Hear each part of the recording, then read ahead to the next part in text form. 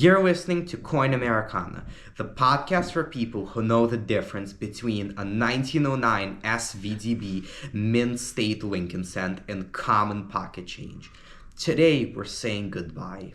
After more than 2 centuries, the U.S. cent, the humble common penny, has reached the end of its long run. Production has stopped. The final special issues are heading to auction houses. And within a year or so, you'll hardly ever see a fresh, shiny penny in your change again.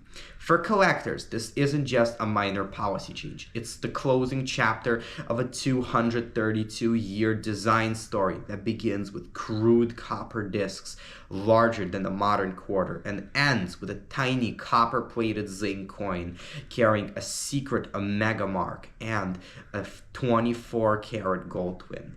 So in this episode, we are going to walk through every major U.S. cent design from the mint's beginning in 1793, discuss why is the penny finally dead, and finish by discussing the last 232 Omega pennies being sold by Stack's Bowers in December later this year, and plus what happens when hundreds of billions of cents are slowly drained out of circulation and what Canada's experience about phasing out cents can tell us about our future. So grab a loupe, maybe your favorite large cent, and let's start at the beginning of this journey. Our story officially starts in 1793 when the Philadelphia Mint struck the first federal U.S. 1-cent coins. These were large cents, which are about the size of a modern-day $half, were made of pure copper and were very much products of their time. These coins went through several distinct design types, and serious early copper collectors treat each almost like its own series. The first was the chain cent that was minted in 1793 and was the very first federal cent, showing liberty with flowing hair on the obverse and a simple chain of 15 links on the reverse, one for each U.S. state. Conceptually nice, politically disastrous. Critics complained that liberty looked terrified and that the chain suggested slavery or liberty in chains, not union and freedom. Public backlash reached such heights that the design was changed almost immediately, which led us to the wreath cent coin, which was minted in the same year. The same obverse portrait, but the chain was replaced with a laurel wreath and a more refined lettering. This was still 1793 only, but you can see the mint scrambling to find a visual language that felt dignified enough for the young nation. The third design was the Liberty Cap cent, which was minted from 1793 to 96. This Liberty penny contained the Phrygian cap, the same Liberty cap associated with classical freedom and the French Revolution. Joseph Wright's design angles the cap on the pole behind Liberty. It's elegant but technically challenging to strike and was short-lived. The fourth penny in the series was the Draped Bust cent, which mintage started in 1796 and ended in 1807. Here we get a more formal classical portrait of Liberty with draped bust and flowing hair. This design ties into the broader draped bust look across early American silver and copper, giving this coinage some much needed consistency given the issues the mint experienced previously. Fifth, we have the classic head cent, which was minted from 1808 to 1814. This softer, almost neoclassical Liberty with a fillet in her hair, ironically named the classic head. These coins were made from somewhat improper copper, and they often corrode or darken unattractively. One reason that they can be very challenging to find with good surfaces today with a smooth, shiny copper surface rather than a roughly pitted browning tone. Sixth, we have the Coronet Matron Head scent, which was minted from 1816 to 1836. After a short design gap during the wartime copper shortages, the mint returns with a more mature Liberty wearing a coronet labeled Liberty. Over the years, this portrait is subtly refined, but numismatists group them as the matron or coronet head type. The Braided Hair scent comes in here 7th and was minted from 1839 to 1857. This design, created by Christian Gobridge, is one of the most famous large scents. A smaller and more compact portrait, cleaner design, and a hint of Victorian style. By this time, the economics of producing large copper scents began to break down. Rising metal prices made it increasingly expensive to produce a coin with so much copper. By 1857, the large cent was dead. The mint needed something smaller, cheaper, and more practical, and that leads us to the first small cents. The Flying Eagle cent was officially issued for circulation in 1857 until 1858, with the 1856 coins being pattern and presentation pieces. The Flying Eagle cent shows an eagle in full flight on the obverse and a simple wreath on the reverse. Striking problems occurred and the design didn't fit well on the smaller planchet, which caused it to become doomed quickly, but it paved the way for a coin that would live in circulation for half a century, which was the Indian Head cent, minted from 1859 to 1909. James B. Longacre's Indian Head cent was a true American numismatic icon. This coin began to be minted in 1859 with a laurel wreath reverse, and from 1860 onward, the reverse shows oak leaves and a shield. During the Civil War, people hoarded all real money, so cents temporarily vanished from circulation, replaced by tokens and fractional currency. When they come back, the composition shifts from copper nickel to a thinner bronze planchet in 1864, making the coins easier and cheaper to strike. The Indian Head cent, personally, is my favorite U.S. cent to collect, since especially the early ones can have beautiful and unique toning patterns, often featuring bluish, purple, or even sometimes hints of red in their color. These toned Indian Head cents can truly be amazing pieces to find and collect. By the time we reach 1909, the Indian Head cent is a familiar workhorse, but the cent is about to undergo its most dramatic change yet, moving from allegorical liberty to a real American historical figure. In 1909, to mark the centennial of Abraham Lincoln's birthday, the mint did something unprecedented. It put a real person on a circulating U.S. coin. The Lincoln cent was born and designed by Victor David Brenner. For most of the next century, the portrait of Abraham Lincoln stayed and the reverse continued to change. The original Lincoln wheat cent was minted from 1909 to 1958. This original design paired Lincoln's portrait with two wheat ears on the reverse. Hence, wheat cents or Wheaties were born. Within the wheat cent era, you get some legendary sub-stories. The first is the 1909 VDB and the 1909S VDB Lincoln cents. Brenner's initials appeared prominently at the bottom of the reverse, sparking controversy. They were removed mid-year, creating key varieties that still anchor many Lincoln collectors. The steel cents of 1943 was the second sub-story of the wheat cent. To save copper for World War II military efforts, the mint issued zinc-coated steel cents. They look silvery, they rust, and they confuse everyone, but today they're a fascinating one-year type. Then came the shell case bronze from 1944 to 1946. After the war, cents are struck from recycled ammunition shell brass, literally turning World War II weapons back into circulation-grade money. The second type of Lincoln cent was the Lincoln Memorial cent, which was minted from 1959 to 2008. For the 150th anniversary of Abraham Lincoln's birthday and the 50th anniversary of the Lincoln cent, the reverse changes to the Lincoln Memorial in 1959, designed by Frank Gasparo. Some details worth noting are that if you look closely, you can see a tiny seated Lincoln inside the memorial, the only time the same person appears twice on the U.S. coins, obverse and reverse. Composition remains 95% copper until 1982, when copper prices forced the switch to a zinc core with a thin copper plating. Post-1982 cents are mostly zinc. Pre-1982 cents are the copper hoarder's favorite, since these cents are worth more than their 1 cent face value. Due to the copper composition, many individuals pick out these pennies from circulation and hoard them in bags as copper bullion. By the 2000s, the memorial reverse felt dated and the mint prepared its last big celebration for Abraham Lincoln, which was the Bicentennial reverse to commemorate Abraham Lincoln's 200th birthday in 2009. 4 coins were made this year, the first being Abraham Lincoln's birth and childhood in Kentucky, the second being his formative years in Indiana, his professional life in Illinois, and finally his presidency in Washington, D.C.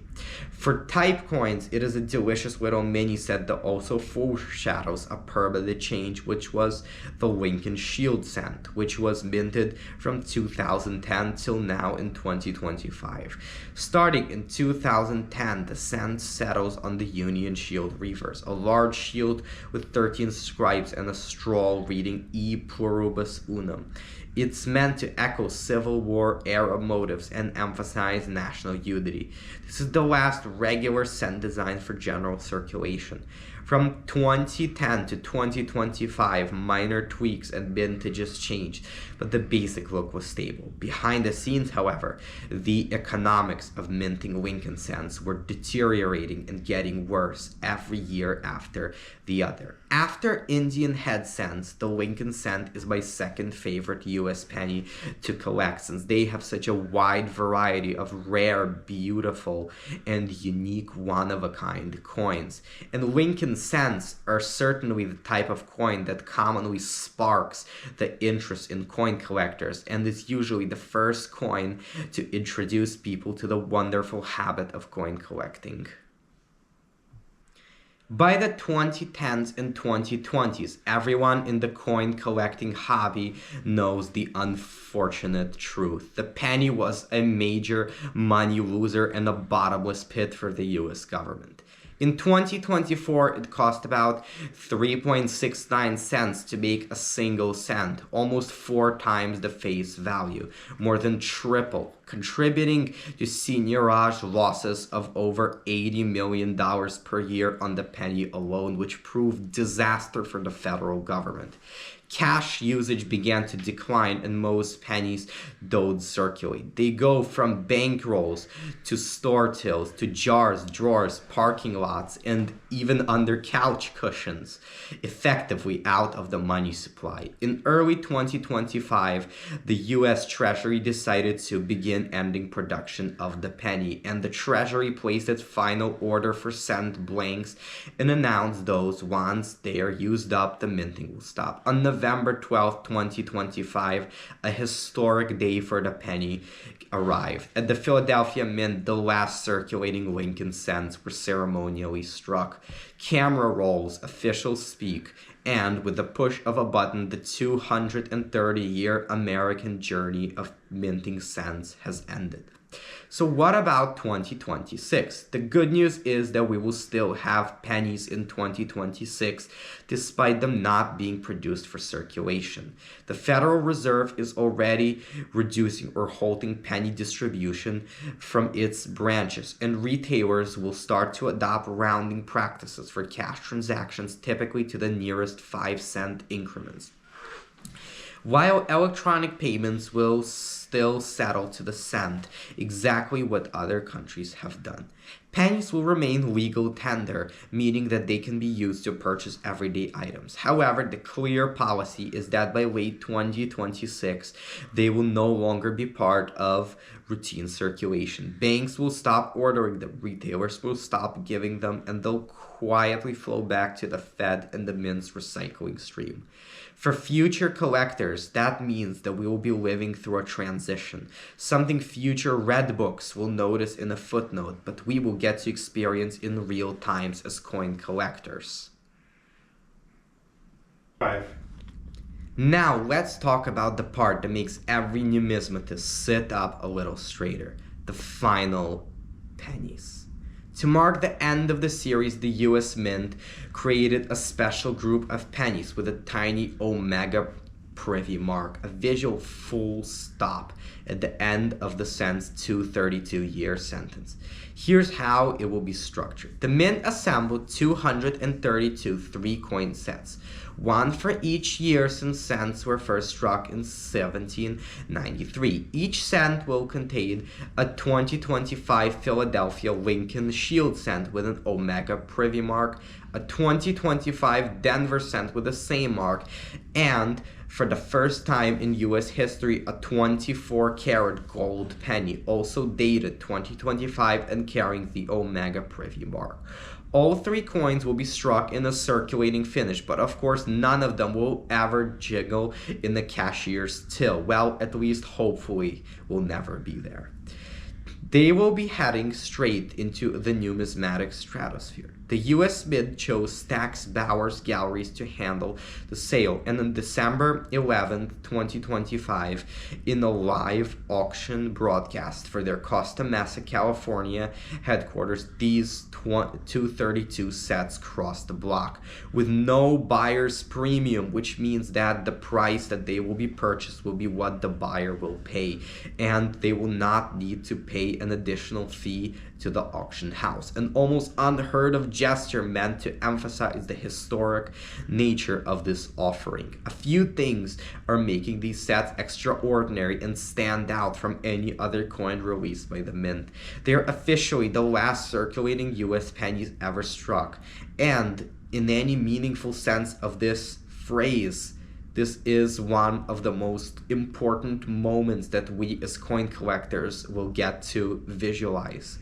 The mintage is tiny, 232 sets for the entire planet, which means that this coin will be an absolute complete scarcity. Set 232, the final set, will be even rarer and include 3 canceled dies used to strike the series, making it a museum-grade artifact by itself. Market watchers are already throwing around numbers in the millions per set for top examples, comparing them to the other end-of-era rarities like the 1913 Liberty Nickel or the 1804 dollar in terms of narrative properties. For those of us who will never earn one, they still serve an important symbolic role. They give a clean endpoint to a series many of us have collected since childhood. Every Whitman Blue folder with a Lincoln Cent page now has a natural last date. This 232 Omega penny will be an absolute stunning coin, a cap to one of the longest running coins ever produced in the United States. Now the penny presses are silent. So what is next? The first question that you may be thinking about is how many pennies are out there in circulation right now. This varies by what you mean by in circulation. A 2025 congressional briefing and Fed research put the number of actively circulating pennies at around 114 billion. That's $1.14 billion in face value of pennies. Other analysis that included hoarded dormant pennies pushed the numbers well over 200 billion, which matches earlier estimates of roughly 240 billion pennies scattered across the US, or around $7 worth in pennies per person. Whichever figure you like, the point is the same. There are hundreds of billions of little copper-colored discs still around there. What happens to them? For a clue, look north to Canada, which killed its penny a decade earlier and serves as a great example for us to learn about the effects of stopping the penny. Canada stopped producing pennies in 2012, which stopped distributing them through banks 1 year later in 2013. At the time, about 6 billion Canadian pennies were estimated to be in circulation out of the roughly 35 billion produced since 1908. Over the next decade, the Royal Canadian Mint withdrew and melted billions of them. By 2022, only about 3.5 billion have been reclaimed, and the rest are assumed to be lost, hoarded, or sitting around in collections. Cash transactions are now simply rounded to the nearest 5 cents. Electronic payments still go to the cent. After a brief adjustment period, most Canadians barely notice. The US is following a very similar path. Pennies will remain a legal tender, but banks will gradually stop recirculating them. Businesses will increasingly round cash totals, and over the years, billions of pennies will flow back to the system in coin counting drives, bank returns, and scrap shipments. From a collector's standpoint, here's the fun part. As in Canada, the common stuff disappears first. Beat-up memorial cents and zinc shield cents will quietly vanish into the melt. High-grade survivors, early dates, key min marks, and oddball varieties will increasingly define the real population of the series. 50 years from now, your roll of pristine 2010 Philadelphia shields might look a lot more interesting than it does today. The pennies that we now consider common items in circulation actually will in 50 years become, or at least even maybe start being, collectible US coins that you will want to stuff your albums with. So how should a serious numismatist think about the end of the US penny and this historic era in US coin history? There are a few takeaways. First is that the penny is now a complete closed series. From the 1793 chain cents to the 2025 Omega Mark shields, we have a 232-year design arc with a clearly defined beginning and end. That makes the cent one of the most historically coherent and collectible denominations in the United States coinage. Second is that there are many series within the same series. If you are a coin collector, you can specialize in early copper large cents by their Sheldon varieties, Flying Eagle and Indian head patterns, Lincoln wheats by their mint mark or error, Memorial era varieties, modern shield cents, or you can specialize in the very rare modern satin finishes, proofs, and now these Omega privies. The third is that modern issues just got a much more interesting. Many years, most modern cents felt like junk box materials that changes when the denomination is dead. Late date runs, low mintage proofs, and transitional compositions tend to get reevaluated. We've seen this story before with the half cent, large cent, 2 cent piece, and classic commemoratives. The 232 Omega sets are the tip of the spear and not the whole story. Yes, those Stax Bauer sets will grab headlines, and they do deserve to. But for most collectors, the real opportunity lies in the high-grade, late-date business strikes, especially the 2025 P&D shields. Interesting errors from the final production years, and of course key and semi-key dates all the way back to the early copper era. What we are watching currently is numismatic history. Usually when we talk about the final year of something, it's a line in the book. Right now it's a line at your local bank. You can literally walk in, ask for a box of cents, and tell your kids and grandkids that these were among the last ones ever made, and that if I would go a week or two later to get the box of cents, I would not be sure if the bank would have these pennies. So currently, we are living through a key moment in numismatic history. Normally, coin collectors were only used to reading about these moments in books and seeing key dates and finishes, but we currently are living through the production of 232 key date coins that in 100 years will be in scarcity, not even comparable to the 93 S Morgan dollar, and about at the level of the 1804 dollar. The US penny has outlived empires, economic panics, 2 world wars, the gold standard, the silver standard, and more design debates than any other American coin, only to fall due to the increase of copper and zinc prices. It started as a hand-engraved chunk of copper big enough to lose in your palm. It ends as a tiny copper-plated zinc coin with a microscopic omega mark, and in 232 special sets as a 24-karat gold farewell. For collectors, this isn't the end of the story. It's the moment the story becomes complete. So the next time you spot a lonely cent in the parking lot, you might still step over it, but maybe, just maybe, you'll pick it up, flip it over, and think about the 232-year journey that brought that little coin into your hand. Thanks for listening to Coin Americana. If you enjoyed this deep dive into the history and the end of the US penny, share this video with a fellow collector and let me know what's your favorite cent design and why. Is it the raw history of the 1793 chain cent, the nostalgia of a wheatback from your childhood, or the strange, shiny modernity of a 24-karat gold omega? Until next time, happy collecting and keep your eye on your change. There's still history hiding in there. Maybe you can find a scarce wheat cent or maybe even an Indian head cent in your pocket change if you look closely enough. So for a special event in December, if we reach 232 subscribers by December 31st, I will send out to one of you a graded MS64 RB Indian head cent in absolutely beautiful and stunning condition that will make you cherish the 232 years that the cent has lived for.